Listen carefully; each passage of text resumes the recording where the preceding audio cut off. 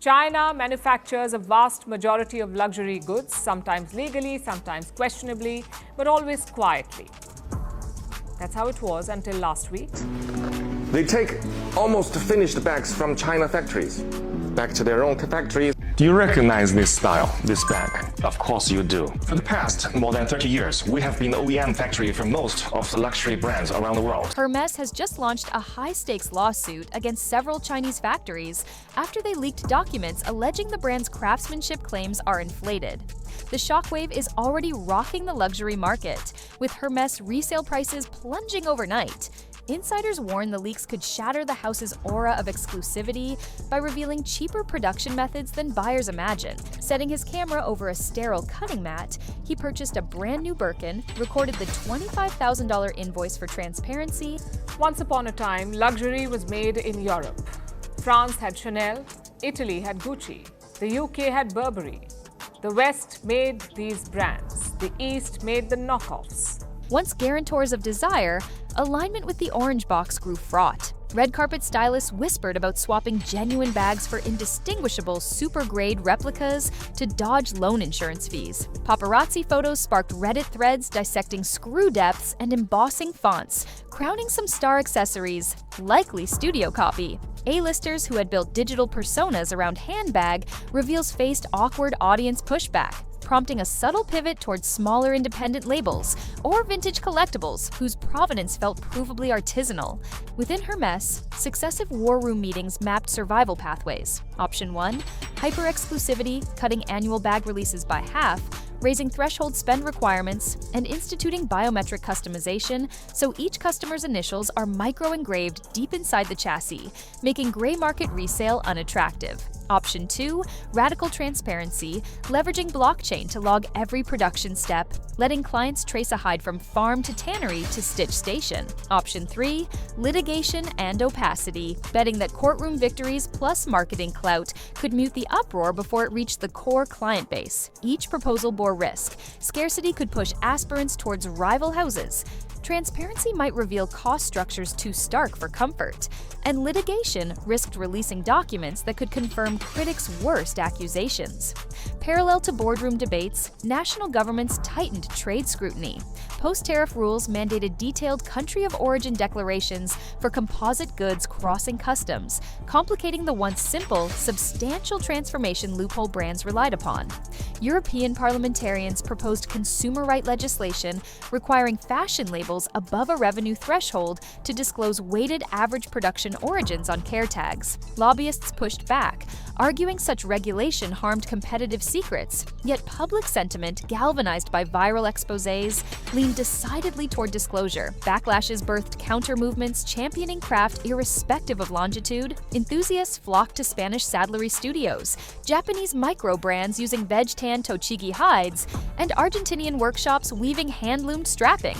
These makers live-streamed cutting sessions, published hourly wage tables, and offered lifetime repairs, echoing the values Hermes once claimed exclusively.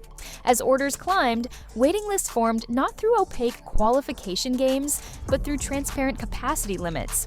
Ironically, the new artisan darlings cited Hermes archival designs as technical inspiration, illustrating that admiration for craftsmanship endured even as reverence for corporate myth faltered. Back on Chinese factory floors, morale swirled between pride and anxiety. Some workers felt vindicated that their skill now received overdue recognition. Others feared blacklisting by Western clients nervous about association. A middle-aged supervisor recounted being ordered to delete her celebratory WeChat post, highlighting flawless saddle stitches on crocodile scales destined for a platinum hardware Birkin. She complied, yet screenshots had already spread to diaspora forums analyzing pattern code sequences. The toothpaste, as commentators joked, wasn't going back in the tube. Gradually, Hermes boutiques began fielding nuanced queries. Patrons wanted written confirmation of manufacturing sites, hide sourcing, tanning footprint, even carbon usage. Sales associates trained in storytelling pivoted to data provision, leafing through laminated traceability cards shaped by evolving corporate policy.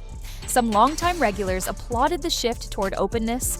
Others bristled, claiming that micro-dissections sucked romance from the purchase ritual. Still, receipts tallied, and quarterly figures showed revenue contraction narrower than headline noise predicted, proof that a significant cohort remained loyal, perhaps convinced that heritage still outweighed scandal, or simply unwilling to forfeit social cachet. As the calendar turned, early court hearings set timelines extending years into the future, ensuring the topic would hover indefinitely. Hermes says the manufacturers broke strict NDAs and tarnished its reputation, but critics call the suit a bid to muzzle whistleblowers. Stay tuned as we unpack the legal fight, the leaked evidence, and what this potential price crash means for collectors everywhere. Hermes once projected a myth so polished, it gleamed brighter than any gold-plated Kelly clasp. A vision of flame-orange cartons cradling treasures, born only in hushed Parisian ateliers, and methodically dismantled the bag. He cataloged everything: hide thickness, tanning chemistry, adhesive type, stitch density, hardware weight, micrograde edge paint, cost of each constituent part, and estimated labor hours at competitive Chinese factory rates. The final spreadsheet landed at roughly $600, a figure that traveled the globe in hours, shared by astonished viewers who suddenly saw their dream bag recast as a high-margin commodity rather than an heirloom artifact. Hermes corporate communications countered with an immaculately lit tour of its Pantin workshop, complete with artisans burnishing bridal leather beside sunlit windows. Classical strings hummed, voiceovers extolled generational knowledge, and close-ups of monogram tools aimed to prove human hands guided every step. Yet critics quickly noted glaring inconsistencies. Output claims embedded in Hermes financial statements would require thousands of full-time artisans, not the few dozen glimpsed on camera. In Shanghai, a judge denied Hermes's request for a summary gag order, citing public interest considerations in transparency for transnational consumer goods. In Paris, a magistrate ordered preliminary document disclosure, limited to redacted quantities but signaled openness to broader access should the case proceed. Journalists filed freedom of information petitions. Academic conferences scheduled panels titled "Country of Origin in an Integrated World Economy: Lessons from Luxury Leather." The tension between myth and material reached philosophical pitch. What constitutes authenticity? Is it geography, manual touch, brand governance, or narrative resonance? Could a bag stitched superbly in Guangdong, then finished impeccably in Pantin, claim equal legitimacy to one fully completed under a single French roof? Opinions splintered along demographic lines. Legacy collectors clung to the older definition. Gen Z consumers leaned toward proof-driven pragmatism. Sustainability advocates prioritized carbon and labor metrics over coordinates. That discourse spilled into fashion school lecture halls, where instructors revised coursework. Pattern-making exercises now included cost-benefit analyses of global versus local production. Branding modules debated whether heritage storytelling could survive open ledgers. Graduates entering internships brought fresh expectations, demanding clarity on their employers' subcontracting policies